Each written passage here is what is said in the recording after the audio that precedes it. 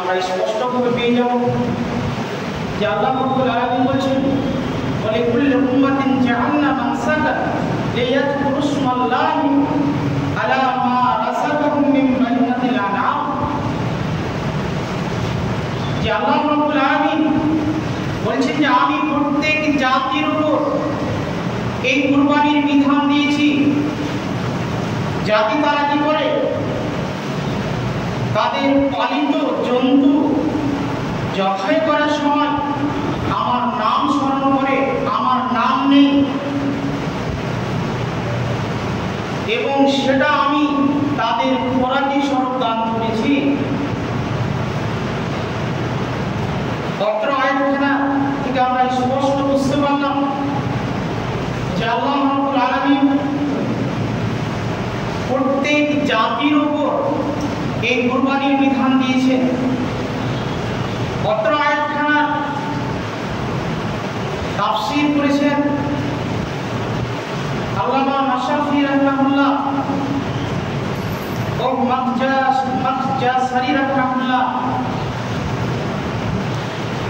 যে হযরত আদম আলাইহিস সালাম থেকে নিয়ে হযরত মুহাম্মদ মুস্তাফা সাল্লাল্লাহু আলাইহি সাল্লাম পর্যন্ত এই কুরবানি, এই আল্লাহর নৈকট্য লাভ করার জন্য এই কুরবানির বিধান দিয়েছেন। তাহলে আমরা স্পষ্ট যে কুরবানি শুধু আমাদের উপরে যে ফরজ বা আমাদের উপরে যে বিধান দেওয়া হয়েছে সেটা কথা নয়, আমাদের লোকে যারা ছিলেন তাদের উপরও সেই বিধান দেওয়া হয়েছিল। তাহলে তাদের ব্যাপারটা কেমন ছিল বলে কিন্তু নয়।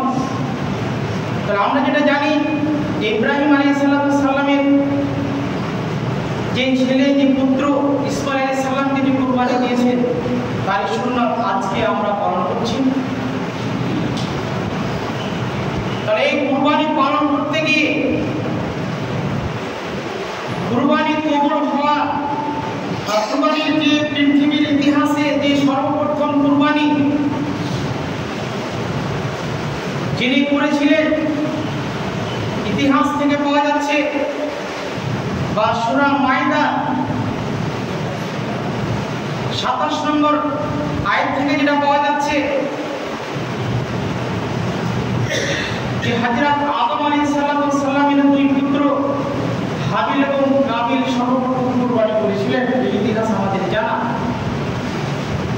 জানা থাকলেও আবার রিপিট করছি, যেহেতু কিয়ামত হওয়া পর্যন্ত সেই কথাগুলোই আলোচনা হবে ইনশাআল্লাহ।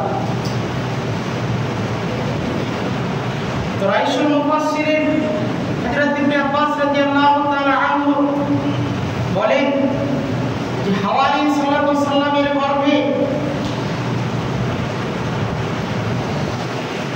জোড়া জোড়া যমজ সন্তান সৃষ্টি পয়দা হতো। সেই শীষ আলাইহিস সালাম ছাড়া তখনকার যুগে বিবাহের রীতি ছিল যে যমজ সন্তান একটা ছেলে এবং একটা মেয়ে জন্ম দিত। তো এই জুড়ির ছেলে ওই জুড়ির মেয়ের সঙ্গে বিবাহ হতো, এবং এই জুড়ির মেয়ে ওই জুড়ির ছেলের সঙ্গে বিবাহ দেওয়া হতো। তার মানে ভাই বোনে বিয়ে দেওয়া দেয় ব্যাপারটা চালু ছিল। তো আদম আলাইহিস সালাম, হাওয়া আলাইহিস সালাম যখন কাবিল এবং হাবিলকে জন্ম দেন, কাবিলের সাথে জন্ম নিয়েছিল ইকলিমা, যেটা তার বোন, এবং হাবিলের সঙ্গে যে জন্ম হয়েছিল মেয়েটি তার নাম হচ্ছে লিউজা। তাহলে ওই জুড়ির মেয়ের সঙ্গে এই জুড়ির ছেলে বিয়ে দেওয়া হবে, এবং এই জুড়ির ছেলের সঙ্গে ওই জুড়ির মেয়ের বিয়ে দেওয়া হবে। কিন্তু এটা কাবিল মেনে নিতে পারলেন না। কেন? ইকলিমা ছিল সুন্দরী লিউজার চাইতে। অতএব কাবিলের বক্তব্য হলো যে আমি আমার জুড়ি বোনকে বিয়ে করব। কিন্তু আদম আলাইহিস সালাম বললেন না, লিউজার সঙ্গে তোমার বিবাহ হবে, ইকলিমার সঙ্গে হাবিলের বিবাহ হবে। সেই প্রস্তাব কাবিল মেনে নিলেন না। তখন আদম আলাইহিস সালাম তার ছেলেকে কিছু বকাঝকা করলেন, যেহেতু আমরা করি। কিন্তু এরপরও কাবিল মানলেন না। তখন আদম আলাইহিস সালাম বললেন, ঠিক আছে তাহলে কুরবানি করো। যার কুরবানি কবুল হবে তার সঙ্গে ইকলিমার বিবাহ দেওয়া হবে, যার কবুল হবে না তার সঙ্গে লিহুজার বিবাহ দেওয়া হবে। এখন কুরবানির বিধান চালু। কাবিল চাষি ছিলেন, উনি ভালো ভালো মালগুলোকে, গমের মালগুলোকে, আটিগুলোকে সরিয়ে নিয়ে যেগুলো হয়তো মন্দ, যেগুলো খারাপ মাল, সে আটিগুলো কুরবানির জন্য রেখে আসলেন। আর হাবিল ছিলেন পশুপালনকারী, উনি পশুর মধ্যে সবচেয়ে যেটা সেরা হৃষ্টপুষ্ট দুম্বা, সেটাকে কুরবানির জন্য রেখে আসলেন। এরপরে কেউ বলেছেন আসমান থেকে অর্ডার হলো যে দুম্বাটিকে আসমানে উঠিয়ে নেওয়া, তার মানে সেটাই কবুল হয়ে গেল হাবিলের কুরবানি। যেই কুরবানি, এই দুম্বা ইসমাঈল আলাইহিস সালামের যখন জবে হয় তখন জান্নাত থেকে সেই দুম্বাকে নিয়ে আসা হয়েছে। আবার কোন আলেম বলেন, কিছু বিদ্যানের মতে, যে আসমান থেকে আগুন আসলো, এসে সেই কুরবানিকে অর্থাৎ হাবিলের কুরবানিকে পুড়িয়ে নিয়ে চলে গেল, আর যার কুরবানি কবুল হলো না সেই কুরবানি থেকে গেল। এটা কিছু মত পাওয়া যাচ্ছে। তাহলে যাই হোক, কুরবানি কবুল হওয়ার সেই মতো মানে এগুলো শর্ত ছিল, মানে এগুলো বিধান ছিল যে আগুন এসে পুড়িয়ে নিলে বা হয়তো জান্নাতে বসিয়ে নেওয়া হলো, এর কারণে সেটা বোঝা গেল যে কুরবানি কবুল হলো। আর যার কবুল হলো না সে কুরবানি থেকে গেল। কুরবানি যখন কবুল হলো না কাবিলের, তখন কাবিল হাবিলকে বললো, আমি তোমাকে দেখে নেব। তখন কাবিল তার উত্তরে বলছে, হাবিল তার উত্তরে বলছেন সূরা মাইদা 27 নম্বর আয়াত, ইন্নামা ইয়াতাকাব্বালুল্লাহু মিনাল মুত্তাকিন। আল্লাহ রাব্বুল আলামিন মুত্তাকি, ফরিজগার, সংযমশীলদের সেই ব্যক্তিদেরই কুরবানি কবুল করেন। অত্র আয়াতখানা থেকে আমরা স্পষ্ট বুঝতে পারলাম কুরবানি সকলেরই কবুল হবে সেটা কথা নয়। কুরবানি কবুল হবে শর্ত হলো মুত্তাকি যারা, যারা পরহেজগার, যারা সংযমশীল, যারা আল্লাহ ভীরু যার ভিতরে আছে, যারা হালাল টাকা দিয়ে কুরবানি দিবে, সেই কুরবানিগুলোই কবুল হবে। বাকি কুরবানি দেওয়াই হবে, গোশত খাওয়াই হবে, তাদের কুরবানি কবুল করা হবে না, যেহেতু কোরআন এটা স্পষ্ট জানিয়ে দিলেন। তাহলে কুরবানি তো দেবে সবাই, কিন্তু সবারই যে কুরবানি কবুল হবে সেটা কথা নয়। কুরবানি কার কবুল হবে স্পষ্ট, যারা মুত্তাকি, যারা পরহেজগার, যাদের অর্থ ঠিক আছে, হালাল উপার্জন, সে হালাল উপার্জনে সে কুরবানি কবুল হবে। তাছাড়া কুরবানি কবুল হওয়ার জন্য আরো কিছু শর্ত রয়েছে, অন্ততপক্ষে 2টি শর্ত অনিবার্য। তার মধ্যে একটি শর্ত হচ্ছে যে যে কোনো জিনিস দিয়ে আল্লাহর নৈকট্য লাভ করা যায়। কুরবানিটা হচ্ছে একটা আল্লাহর নৈকট্য লাভ করার বিধান। অতএব আল্লাহর নৈকট্য লাভ করতে গেলে সর্বপ্রথম যেটা শর্ত সেটা হচ্ছে ইখলাস আমার আপনার সঠিক হতে হবে। ইখলাস যদি সঠিক না হয় তাহলে তার কুরবানি কোনো মতে কবুল হবে না। কুরবানি কোন কথা, কোনো ইবাদত তার কবুল হবে না, কিন্তু তার নিয়তে গন্ডগোল। তাহলে 2টি শর্তের মধ্যে একটি শর্ত হচ্ছে যে তার ইখলাস সঠিক হতে হবে। শুধু খাঁটি অন্তরে আল্লাহকে সন্তুষ্ট করার জন্য সে ইবাদত করবে বা কুরবানি দিবে, সেই শর্তে যদি সে কুরবানি দিয়ে থাকে তাহলে তার কুরবানি কবুল হবে, নচেত কুরবানি কবুল হবে না। সে যদি মানুষ দেখানো হবে কুরবানি যদি করে থাকে, নাম কেনার জন্য যদি কুরবানি কিনে থাকে, তাহলে তার কুরবানি কবুল হবে না, এটা স্পষ্ট দলিল। দ্বিতীয় শর্তটি হচ্ছে আল্লাহ রাসূলের বিধান অনুযায়ী কুরবানি হতে হবে। আল্লাহর নৈকট্য লাভ করতে গেলে, আল্লাহর সাক্ষাৎ কামনা করতে গেলে আপনাকে সৎ আমল করতে হবে। কোরআন বলছে সূরা কাহফের 110 নম্বর আয়াতের শেষ অংশ দেখেন, আল্লাহ বলছেন ফামান কানা মিনকুম ফামান কানা ইয়ারজু লিকা রাব্বিহি ফালইয়ামাল আমালান সালিহান ওয়া লা ইশরিক বিহি বিইবাদাতি রাব্বিহি আহাদা। সূরা কাহফ 110 নম্বরের শেষ অংশ দেখবেন স্পষ্ট। তাহলে এখানে আল্লাহ রাব্বুল আলামিন বলছেন কোন ব্যক্তি যদি আল্লাহ সাক্ষাতের কামনা করে তাহলে তাকে কি করতে হবে? তাকে নেক আমল করতে হবে, সৎ আমল করতে হবে। তার পাশাপাশি আল্লাহর ইবাদতে কাউকে শরীক করা যাবে না। যদি আল্লাহর ইবাদতের সঙ্গে কাউকে যদি সে শরীক করে তাহলে সেটা হয়ে যাবে শিরক। অতএব শিরক করে আল্লাহর নৈকট্য লাভ করা যায় না, শিরক করে আল্লাহর সঙ্গে সাক্ষাৎ করা যায় না, এটা অসম্ভব। অতএব কুরবানির যখন বিধান চলছে, এই কুরবানি যদি আমি আপনি নাম কেনার জন্য দিই, আমি আপনি মানে মানুষকে দেখাবার জন্য যদি কুরবানি দিই, আমি আপনি ছেলে মেয়ে খাবে, অন্য ছেলে মেয়ে খাবে আর আমার ছেলে মেয়ে মুখ তাকাবে, এই উদ্দেশ্যে যদি কুরবানি করি তাহলে সেই কুরবানি দিয়ে আল্লাহর নৈকট্য লাভ করা যাবে না। অতএব আমরা কুরবানি কিনব।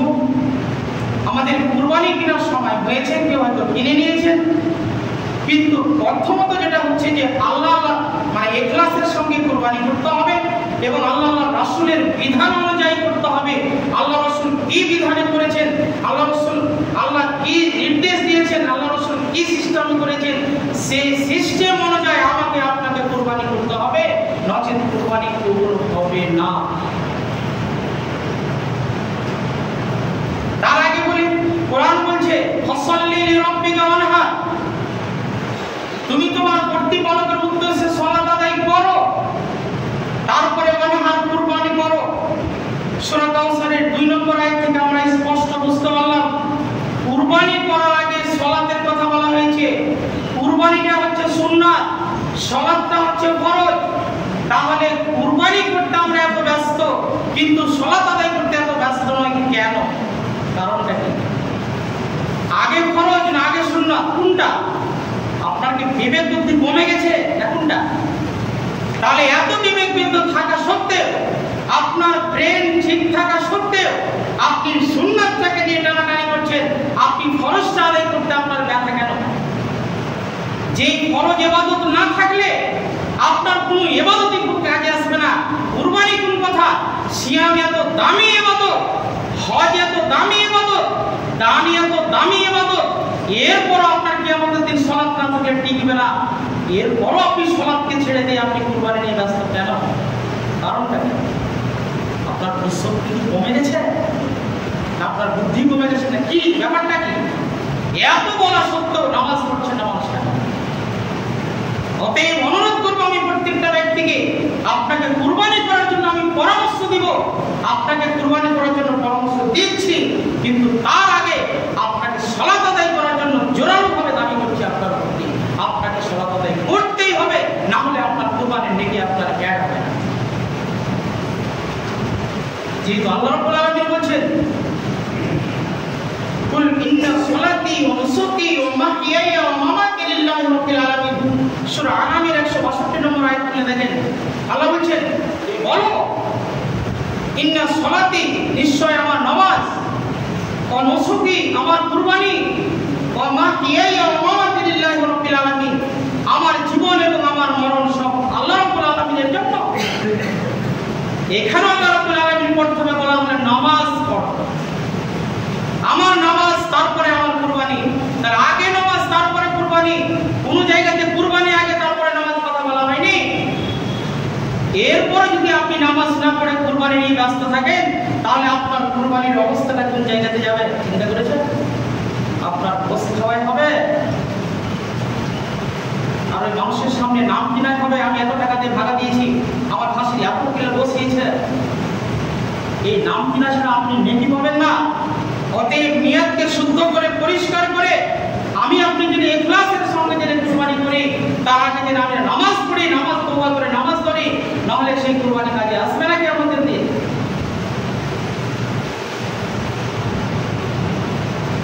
তাহলে কুরবানি কেমন হওয়া দরকার এই ব্যাপারে রাসূল সাল্লাল্লাহু আলাইহি সাল্লামকে জিজ্ঞেস করা হলো, আল্লাহ রাসূল কোন খুঁত থেকে আমরা পরহেজ করব, বেঁচে থাকবো? রাসূল সাল্লাল্লাহু আলাইহি সাল্লাম হাতের ইশারা দিয়ে বললেন 4টি জিনিস থেকে বেঁচে থাকবো। সেটা কি? এক নম্বর হচ্ছে স্পষ্ট কানা, স্পষ্ট খোড়া, স্পষ্ট রুগী, স্পষ্ট মানে পাতলা এবং দুর্বল, যার চামড়ার ভিতর দিয়ে মনে হচ্ছে মানে মাংস দেখা যাচ্ছে, হাড় দেখা যাচ্ছে। তাহলে এরকম রোগা পাতলা কুরবানি কিনে কুরবানি হবে না। স্পষ্ট কানা ন্যাংরা এ দিয়ে কুরবানি হবে না। বাকি অন্য হাদিস দিয়ে কান চিরা, কান ফাটা, কান সাদা এগুলোর কথা বর্ণনা হয়েছে। তাহলে এগুলো থেকে আমাকে আপনাকে বেঁচে থাকতে হবে।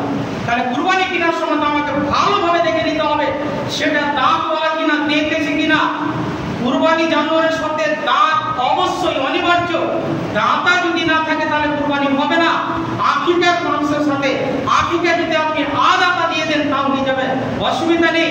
কিন্তু কুরবানির সাথে শর্ত হচ্ছে দাঁত লাগবে, দাঁত না হলে আপনার কুরবানি হবে না। অতএব কুরবানি কেনার সময় আলেম ওলামাকে আমাকে জিজ্ঞেস করতে হবে না।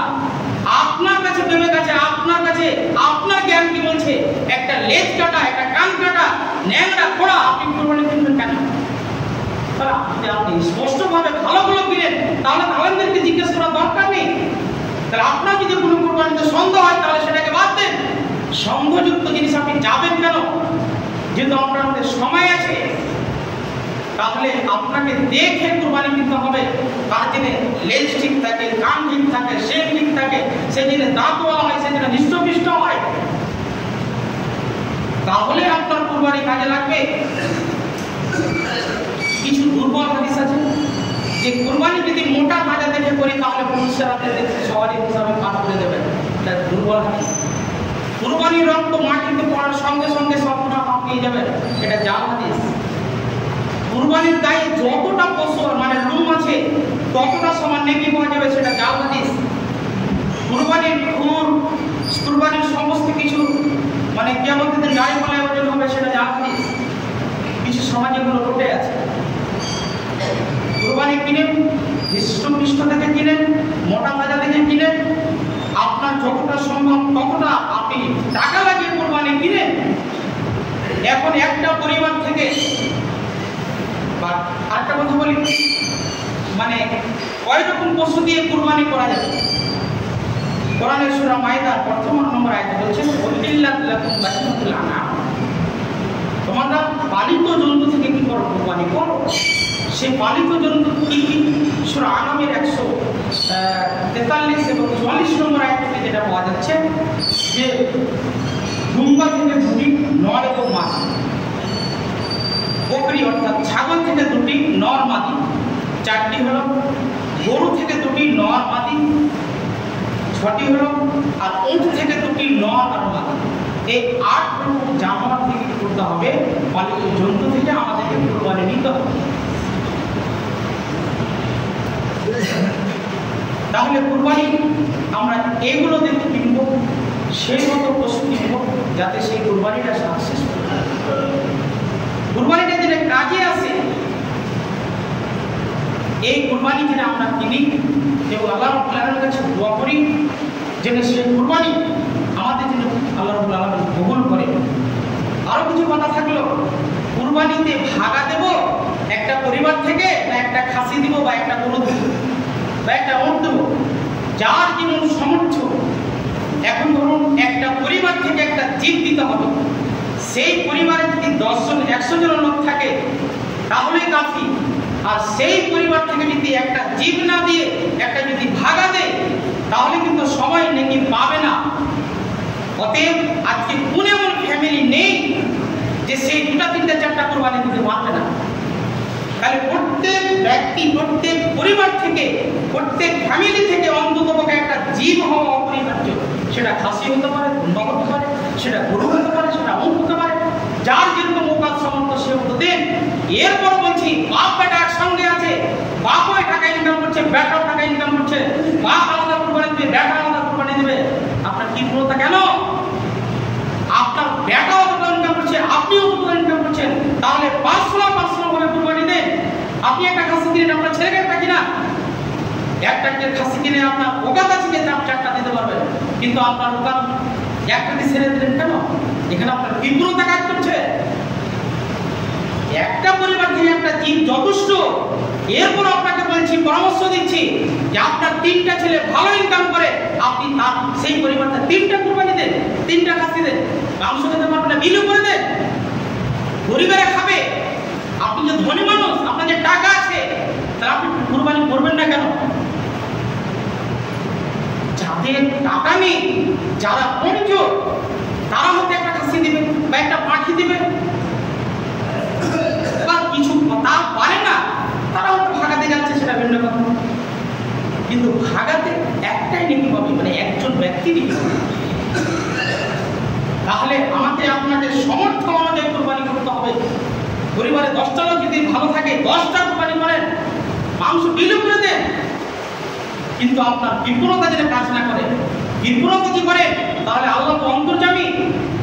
অতএব অনুরোধ করবো প্রত্যেকটা ব্যক্তিকে, প্রত্যেকটা মুসল্লিকে, যার যেরকম সামর্থ্য রয়েছে সে মতো সে ভাগা দেন, মানে কুরবানি দেন। এখন আপনার 10,000 টাকা একটা খাসি পাওয়া যাবে, আর আপনি 10,000 টাকা একটা ভাগা দিচ্ছেন, আপনার পরিবারে একটা খাসি নেই, জানো এটা নাম কিনা নয়? 10,000 টাকাতে আপনি একটা জীব না দিয়ে আপনি ভাগা দিতে গেলেন কেন? এটা আপনার নাম কিনা ছাড়া কিছু নয়। যেহেতু একটা ভাগাতে আপনার একটা ফ্যামিলি, একটা লোক নেকি হবে, আর একটা জীব যদি 10,000 টাকাতে কিনতেন, সেই পরিবারের সমস্ত লোককে নেকি পেত। তাহলে আপনি কেন কিনছেন, কেন দিচ্ছেন? যে খাসিতে হতে 2 দিনে মাংস শেষ হয়ে যাবে, আর গরু ভাগা দেবো, 60 কিলো 70 কিলো মাংস পাবো, 8 দিন 10 দিন 1 মাস ধরে খাবো, এটাই তো আপনার উদ্দেশ্য।